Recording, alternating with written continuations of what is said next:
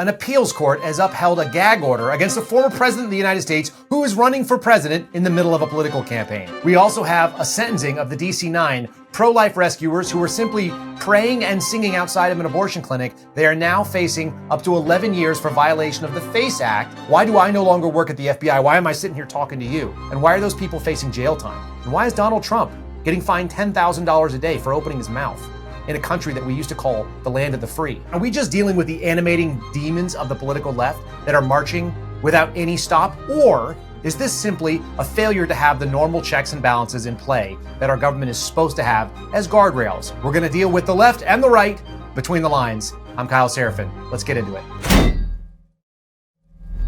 As an FBI agent in 2016, I was a system idealist. I was someone, even at 35 years old, who had sort of a naive patriotism that I wanted to serve the country. I had already enlisted at the age of 27, which is a little late for those of you who have been to basic training. I came out of that, I went into the FBI, and even though my eyes were open to how inefficient the federal government can be, I still had high hopes that I would be able to serve and be a net good, a net positive for society. That's the goal. Now, I immediately discovered when I got to the FBI Academy, I would say even the first day, that what was being sold as this myth and this premier law enforcement agency was not the thing that I thought it was going to be.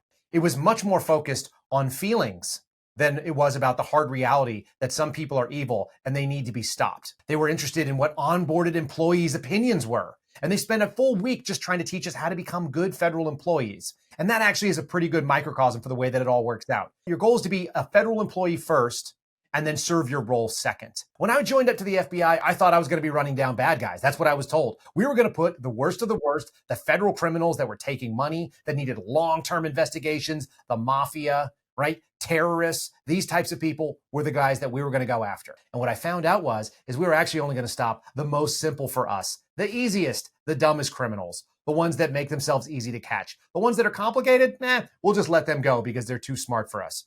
That's a pretty eye-opening fact when you're 35 years old, having lived under a federal government that you've been paying for, and know that suddenly everything you thought is kind of full of it. Now, I had some real problems with the way that we went about this work because a lot of the federal government's work is simply meant to keep the federal government working. It's the self-licking ice cream cone. And I found out that the FBI simply is searching for crimes in order to justify its own existence. And it's using tools that are in the intelligence sphere. Now, I started whistleblowing activity in 2017. I didn't know it at the time, but I was reporting things to my chain of command that I saw as problematic, that seemed like violations of rule, policy, or federal law. And that's what constitutes whistleblowing activity. When you go about doing that, you immediately find out that you're the problem. The fact that you're calling out an agency or an institution, you're the problem if you think the Constitution is first. Most of the people who serve the federal government serve their agency. They don't think of themselves as serving the public good.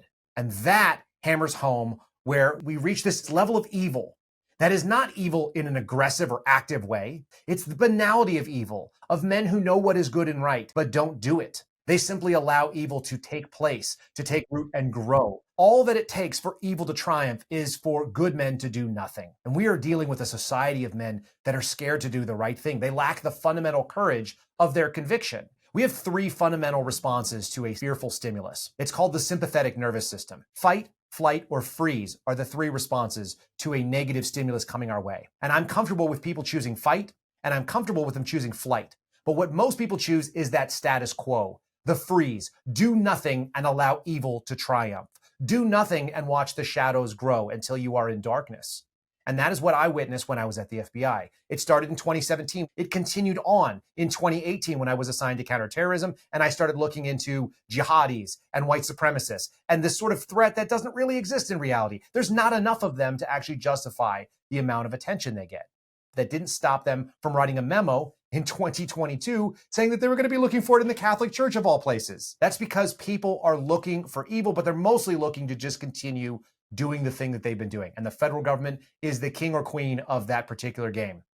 It has the highest level of folks that are willing to just go along to get along because at the end of it is an incredible reward. It's a paycheck that turns eventually into a pension and healthcare benefits for life. Most people will do anything to maintain the basic comforts they have. There's a couple of us that would actually choose to something very, very different. And that means that we would burn it all to the ground. Our career, our comfort, our homes. We would do that simply because we're looking down the line and we see what it's going to look like for our children. I talk about this in the little chapter that I contributed to a new book that Catholic Vote has put out. It's called For God, Country, and Sanity, How Catholics Can Save America. In some ways, Catholics are part of the reason that we're responsible and we're in this mess. These fake Catholics, these cafeteria Catholics like Joe Biden and the Nancy Pelosi types, those that are simply willing to go along to get along, to profit, to benefit from the system. And the only cost was, moral depravity, in stark contrast to what their faith should say if they are actually Catholic. So maybe it's on us Catholics to go and step in and stand in the gap at the time when our country is faced with these evil demons of banality. But what a good place to be. What a good time to make that stop. That or the idea that we're going to have a government that's going to step over all of our civil liberties, especially our right to worship the way we want, to assemble, and to speak the way we're seeing our former president who's unable to do so. We're seeing people who gathered outside of an abortion clinic, who were protesting and using their God-given right to raise their voices in song and in prayer to defend the unborn. And strangely enough, all of those things have been criminalized. We have a gag order on this man. We have folks that are facing sentencing up to 11 years for sitting outside of that abortion clinic. So what's the difference? Why do I no longer work at the FBI? Why am I sitting here talking to you? And why are those people facing jail time? And why is Donald Trump getting fined $10,000 a day for opening his mouth in a country that we used to call the land of the free? It comes to the fact that it used to be that the church, which is where you got your moral guidance, and then the laws, which was where you got your legal guidance, they have become one and the same. And they are being run by an ideologically driven political left. We saw this start in 1946 with the Administrative Procedures Act, when we let our Congress give away their authorities to write law and actually say what is supposed to be done. The executive is only supposed to enforce it. It's not supposed to create it. But currently, because of that particular law and the long timeline that it's taken to march through, and especially because of some of the jumps that happened in COVID and also on the war on terror, we let all of our civil liberties get away. We have far too much power now engaged in a single branch of government, the executive. We've allowed it to be both the left and the right boundary, and it doesn't know how to check itself. It doesn't even have a mechanism to check itself. It encompasses the DOJ, the DHS, Department of Commerce. It owns things like the FBI, the EPA, the people that want to come and take your gas stoves. They are writing their own rules in the way that they interpret their own mandates because Congress has walked away from their job. And now we are all suffering the consequences. We're dealing with a DOJ that is able to decide that even though there are two parts of the federal law in the FACE Act, one is supposed to defend the access to abortion clinics, which seems abhorrent. There was a compromise when they wrote this act. And it was that they were also going to protect the entrances to churches, that people would not be stopped from worshiping as they chose. But you'll notice there is a one-sided, and it's only one-sided, enforcement of this. But we hear about stories of this happening all the time.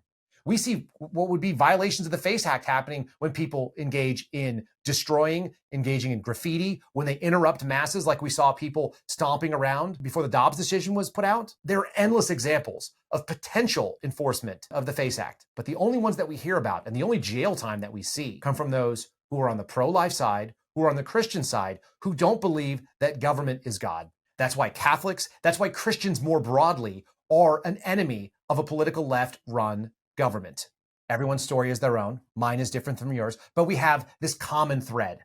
Our government has let us down. The Congress has given up their authorities. Even our churches have kowtowed to government authority. There's only one answer to this. It's personal courage. You make a decision today. There's nothing worse than someone telling you what the problem is and not giving you any action items for solutions. So let me tell you, you will be called, you will be tested, you will be tried, and you get a chance right now to decide whether you're going to do the right thing when that happens or not. It's as simple as that. And the second thing is that we have civil liberties that do not come from some benevolent government that bestows them upon us and allows us to engage in them. That's not how our country is framed. We believe they come from God. You have a God-given right to self-defense, to speak, to worship as you choose, where you choose. So you can't give those up, and it may cost you. That simply means that you're going to experience discomfort, maybe some social exile. You'll lose friends, potentially a financial situation. You're going to endure some degree of hardship. You're going to give up comfort for what is correct. That's what you're called to do as a Christian, but that's actually what you're called to do as an American. Our founding fathers knew they took on some incredible danger, and it wasn't just that they might not have any friends.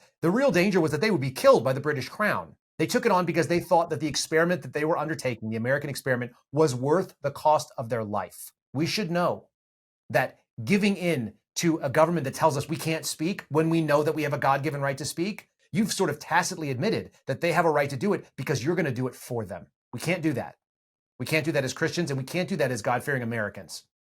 We must step up and exercise our rights lest they atrophy and wither away. The only way to overcome the fight, flight, or freeze is to decide to fight first.